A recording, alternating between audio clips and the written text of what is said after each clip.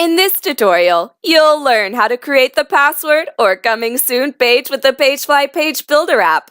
The password page is usually used when you want to announce important information before your store is officially opened. You can also include an email box to collect email addresses so you can notify your customers when your store has opened. First of all, the password page is directly related to your Shopify store, so you need to make sure that this Shopify feature is enabled. Please navigate to the Page Sales channel, Online Store, Preferences.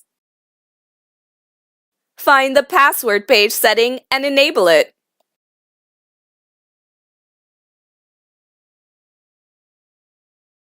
Now, let's go to the PageFly app and click on the plus icon.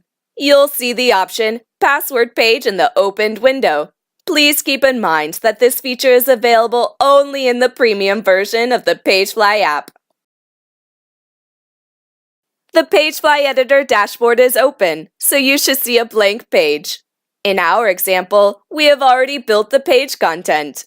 Here, we have used the following elements: heading, image, paragraph, and MailChimp form. You can find all of the mentioned elements in the left sidebar of the PageFly editor. There are the general and Shopify elements. All elements are available for use if you are using the premium version of the PageFly app. When you finish editing the page, please click on the Save and Publish button. Your password page will be synced with the Shopify store instantly.